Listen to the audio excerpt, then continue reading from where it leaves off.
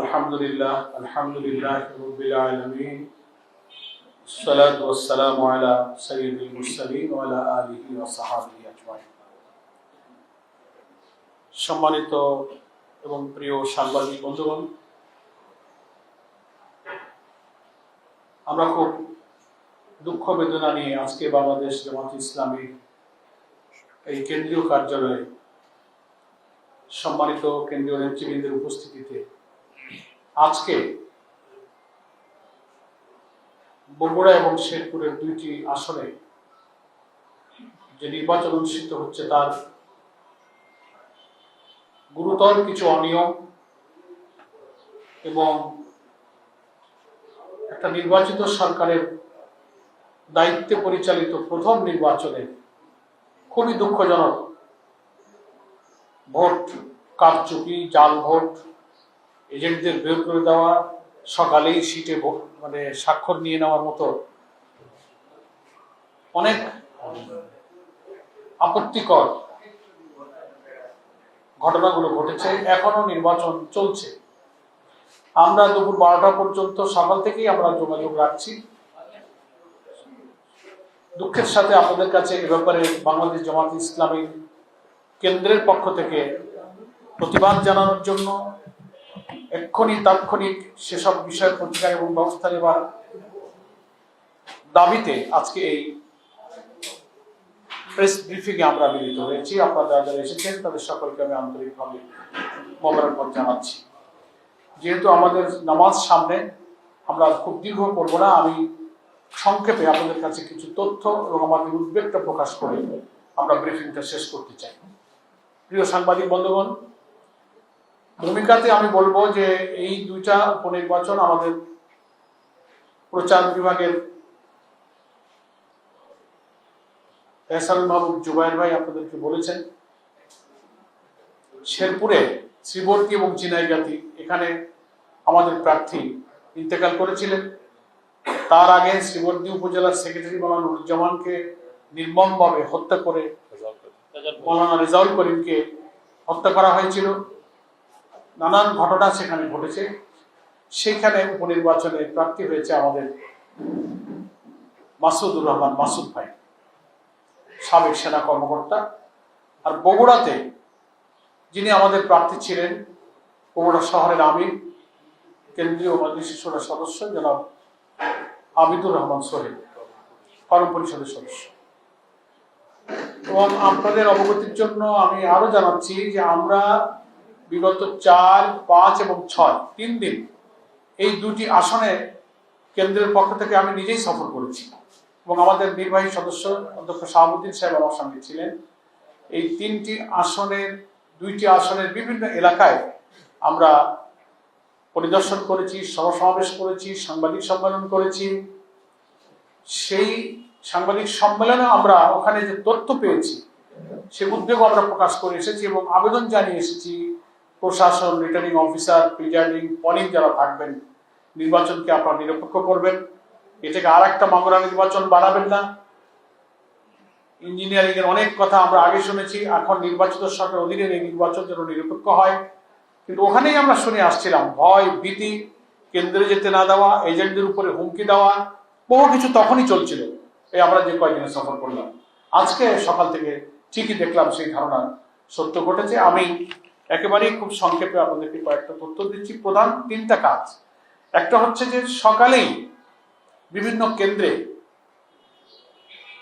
এজেন্টদেরকে আগেই, যেটা একেবারে নির্বাচনী আচরণবিধির খেলাফ, প্রিজাইডিং অফিসার জোর করে আমাদের এজেন্টদের কাছ থেকে রেজাল্ট শিটে স্বাক্ষর করে নিয়েছেন, যার নিয়ম হলো ভোট গ্রহণ শেষ হবে, গণনা শেষ হবে, ফলাফল তৈরি হবে, তখন রেজাল্ট শিটে সব প্রার্থীর এজেন্টরা স্বাক্ষর করবেন।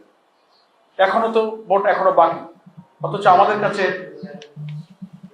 স্বাক্ষর জোর করে নিয়েছে সকালবেলা।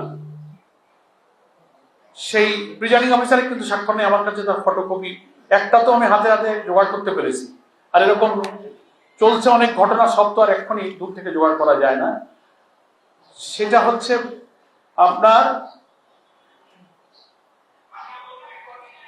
বগুড়াতে বগুড়াতে এটার কেন্দ্রের নাম হচ্ছে মালতীনগর সরকারি প্রাথমিক বিদ্যালয়, কেন্দ্র নম্বর 1। এই কেন্দ্রের যারা আমাদের এজেন্ট ছিলেন, সকালবেলায় তাদেরকে স্বাক্ষর নিয়ে নেওয়া হয়েছে রেজাল্ট শিটে। এবং দেখবেন এখানে প্রিজাইডিং অফিসারের স্বাক্ষরের জায়গাটা ফাঁকা ফাঁকা তো থাকবেই। সকালবেলা তো আর ভোটও শেষ হয় নাই, গণনাও হয় নাই, স্বাক্ষর করবেন কিন্তু এরপরে এখন ইচ্ছা মতো ভোটের সংখ্যা বসায় দিতে পারবেন, বলবে আপনাদের এজেন্ট তো স্বাক্ষর আছে। এটা একটা গুরুতর অভিযোগ। এরপরে জাল ভোট দিয়ে সিল মারা হচ্ছে এবং এজেন্টদেরকে বের করে দেওয়া হয়েছে। অন্তত 12টা পর্যন্ত আমি শেরপুরে নির্বাচনী এলাকা আমাদের, সেখানে 3 আর 3 6 7 8 9 10 11 12 13টা ভোট কেন্দ্র, যেখান থেকে জোর করে এজেন্টদেরকে বের করে দেওয়া হয়েছে এবং জাল ভোট দেওয়া হচ্ছে সিল মেরে। কেন্দ্রগুলোর নাম আমি আপনাদেরকে বলতে পারি, আমার কাছে তার ফটোকপিও আছে, প্রয়োজন আপনি নিতে পারবেন।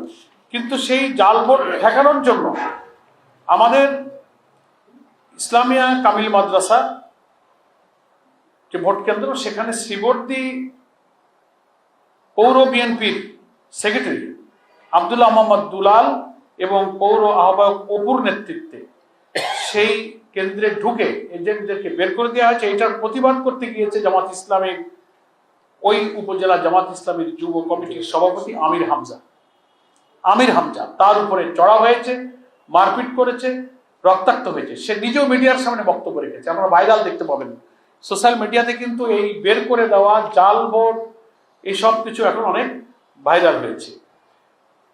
আর আগে তো আমি বললাম যেটা সকালবেলাতেই রেজাল্ট শিটে সই করে নিয়েছে মালতীনগর সরকারি প্রাথমিক বিদ্যালয়, এটা বগুড়া 6 নির্বাচনী এলাকা, কেন্দ্র নম্বর 1, এখান থেকে নিয়েছে।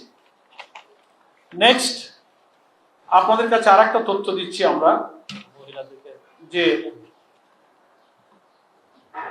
পুলিশকে, সেনাবাহিনীকে, রিটার্নিং অফিসারকে আমাদের নেতৃবৃন্দ নির্বাচনী দায়িত্বে যারা আছেন তারা বারবার রিকোয়েস্ট করার পরেও কোনো প্রতিকার হয়নি।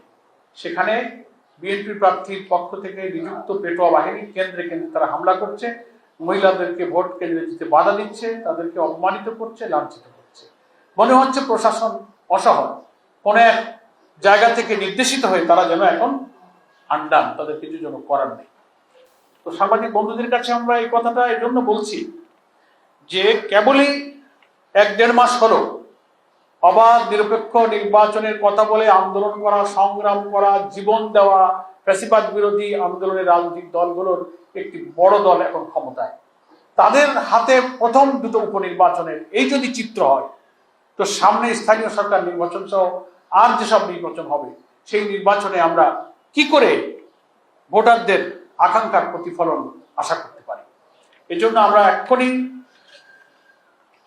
নির্বাচন প্রধান কমিশনার, যিনি প্রধান নির্বাচন কমিশনের দৃষ্টিতে আনছি, জামাত ইসলামের এই কেন্দ্রীয় কার্যালয় থেকে প্রেস ব্রিফিংয়ের মাধ্যমে এক্ষুনি আপনি এই 2 নির্বাচনী আসনের রিটার্নিং অফিসারকে নির্দেশ দেবেন, যেসব অনিয়মের কথাগুলো আমরা বললাম, যেসব কেন্দ্র থেকে জাল ভোট দিয়ে এজেন্টদের বের করে দেওয়া হচ্ছে, আগে স্বাক্ষর নেওয়া হচ্ছে, সেই সব প্রিজাইডিং অফিসারদের প্রতি আপনি আইনগত ব্যবস্থা গ্রহণ করুন এবং ব্যাপক অনিয়ম যেখানে হয়েছে সেখানে আপনি ভোট গ্রহণ স্থগিত করুন, পুনরায় ভোটের ব্যবস্থা করুন।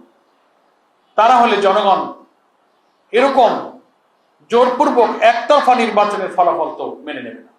এটা আমি প্রধান নির্বাচন কমিশনের কাছে আমাদের পক্ষ থেকে আবেদন জানাচ্ছি। যেসব কেন্দ্রে জাল ভোট এবং এজেন্ট বের করে দেওয়া হয়েছে 10-12টি কেন্দ্রের নাম এবং তালিকা আমাদের হাতে আছে, আপনারা প্রেস ব্রিফিং শেষে এর ফটোকপি আপনারা নিয়ে নিতে পারবেন। আমি খুব সংক্ষেপে, অনেকগুলো কেন্দ্র, 2টা আসনে মিলে প্রায় 300 ভোট কেন্দ্র হবে। তো ঘটনা ঘটবার জন্য এখনো ভোট চলাকালীন 4:30টা পর্যন্ত ভোট চললে অনেক সময় এখনো বাকি আছে। আমরা 11টা 12টা পর্যন্ত তথ্য সংগ্রহ করছি, তথ্য আমাদের কাছে আসছে। আর আপনারা সবাই গণমাধ্যমের সাথে যুক্ত, আপনারা সোশ্যাল মিডিয়াতে নজর রাখলে দেখতে পাবেন এই 2টা আসলে কি হচ্ছে। সেই জন্য আমি আপনাদের মাধ্যমে এই গুরুতর অনিয়ম হওয়া কেন্দ্রগুলোর ভোট স্থগিত করতে দাবি জানাচ্ছি যারা প্রিজাইডিং অফিসারের দায়িত্ব পালন করেছেন তাদের প্রতি আইনগত ব্যবস্থা নেওয়ার জন্য রিটার্নিং অফিসারের মাধ্যমে প্রধান নির্বাচন কমিশনের হস্তক্ষেপ কামনা করছে। আর দলীয় সন্ত্রাসীরা ভোট কেন্দ্রে দলবদ্ধভাবে ঢুকছে কিভাবে, এবং সোশ্যাল মিডিয়াতে আসছে যে ভোটার নয় একটা ছেলে, সে ঢুকে ভোট দিচ্ছে, তাকে ধরে ফেলেছে সাংবাদিকরা, জিজ্ঞাসা করছে তোমার বয়স কত, তোমার আইডি কার্ড কই, তুমি কেন আসলে, সে লাজবাব, সে কোনো জবাব দিতে পারছে না। তো এত সামাজিক যোগাযোগ মাধ্যমে, গণমাধ্যমে এগুলো আসার পরে কি করে সেখানে ভোট চলতে পারে? সেজন্য সন্ত্রাসী পেটো ভাইরা যাচ্ছে, আমাদের নারী ভোটারদেরকে ভয়ভীতি দেওয়া হচ্ছে, অনেকে হতাশ হয়ে যাচ্ছেন, ভোট কেন্দ্রে যেতে সাহস পাচ্ছেন না। এই দুপুরবেলা আমি আমার প্রিয় সাংবাদিক বন্ধুদের মাধ্যমে প্রধান নির্বাচন কমিশনের আশু হস্তক্ষেপ কামনা করছি, এবং বগুড়া এবং শেরপুরের এই দুইটি নির্বাচনী এলাকায় যারা কর্মরত রিটার্নিং অফিসার আছেন, প্রিজাইডিং অফিসার আছেন, তাদের দৃষ্টিতে যেন প্রয়োজনীয় ব্যবস্থা নেওয়ার জন্য নির্দেশনা দেওয়া হয়, আমি আপনাদের মাধ্যমে